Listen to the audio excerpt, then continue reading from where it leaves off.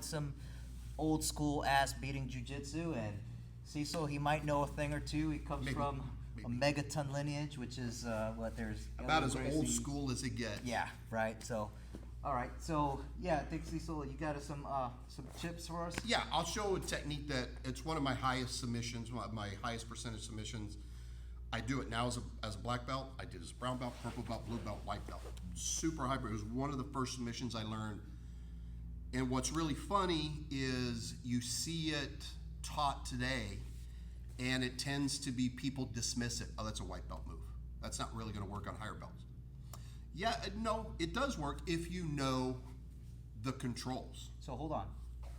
What's the highest level? Because I mean, people might be like, "Oh, well, what's your competition resume?" So what I mean, can you name a couple competitions that you've been involved in? Let me think. What have I ever competed?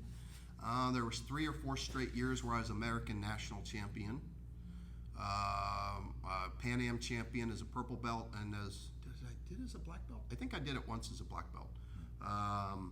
Couple medals, second, third place at Masters Worlds, silver medal at European Championships. So I kind of think, and most of those are at black belt. Yeah. So a couple of the American nationals were brown belt. Yeah. So you might know a thing or two. So I might know. Let's listen. And I will tell you that a couple of my competition wins have come from Americanas, which we're about to show. It's a great technique. The issue is, and this is a general thing, people learning jiu-jitsu now, and John will back me up on this because he's seen it, he's old school and he's seen it, is people nowadays, they're tending to, they're looking at the end state. They want the cool thing. They're jumping to the cool guy end state. The problem is, that's the least important part of a fight. It's the position, the dominant positional control up to that point. And if you forget that path and just leap for the submission, yeah, sometimes you get it, but more often than not, you fail. And that's where a lot of people go, oh, that only works on white belts. Yeah, it's because you don't understand dominant positional control. So I do this to higher belts. I've tapped black belts to this.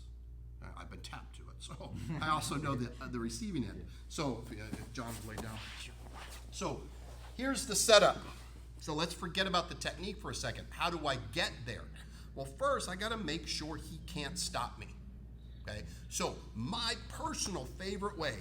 So we have a very classic side control. My personal favorite way to get to that point is to go here.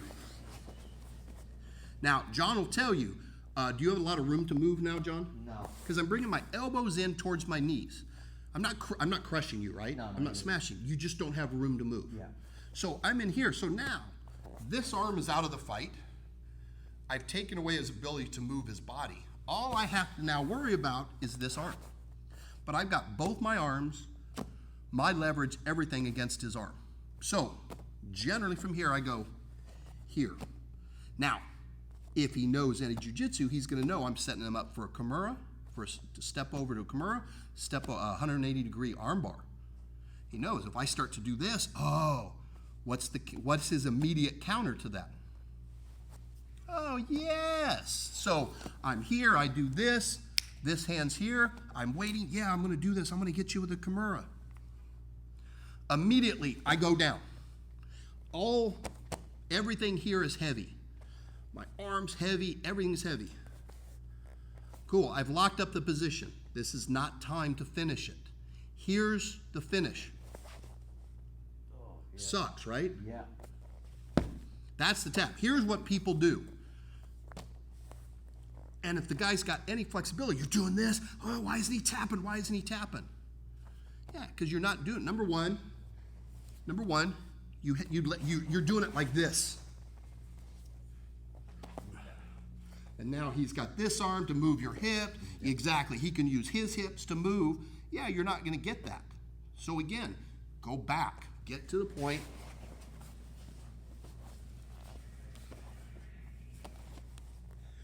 Now, again, I'm bringing my elbows to my knees.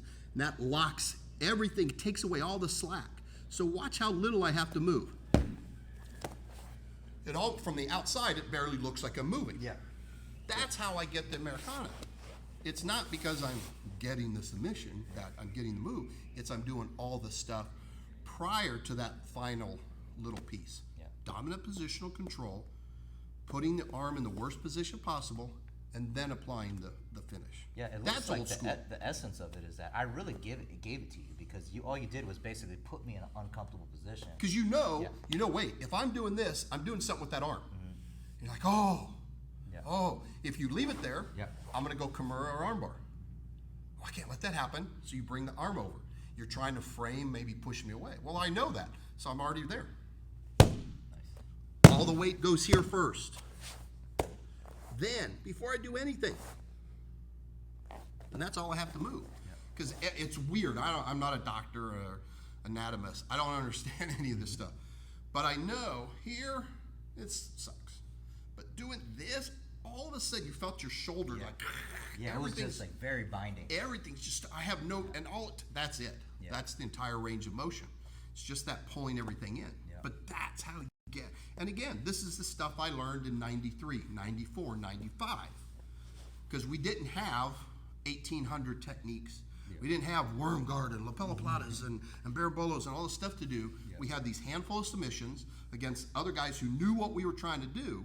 So we had to make sure we had control before we applied that. And I think that's probably, in my opinion, that's the thing that's got lost more than anything else in jiu-jitsu. Yeah. I mean, we have better athletes. Yeah. We have higher level of techniques. We have techniques we never would have thought of before. So it's all great. And I'm not saying anything, but we did lose some of that thought process of, man, he knows the 6 techniques, the 6 submissions I have. Yeah. So I better make sure I can get him where he can't stop. Yeah.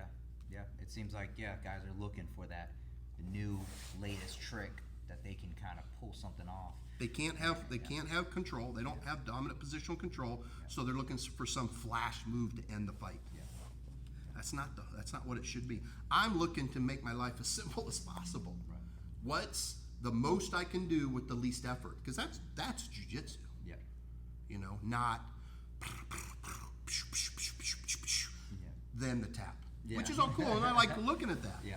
Just as a 58-year-old dude, I ain't doing that. Yeah. So I got to be simple. But I think that that mindset, like the way I'm doing it, applies more to most people and applies more to self-defense than something that we see more competition oriented. And I'm the last guy. I'm not one of those guys to go, oh, sport jiu-jitsu. Blah. I love sport jiu-jitsu. I love it. I compete. Yeah.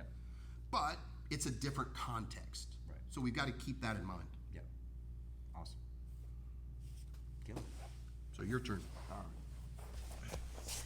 What do you want me to do for the hip bump? Do you want me just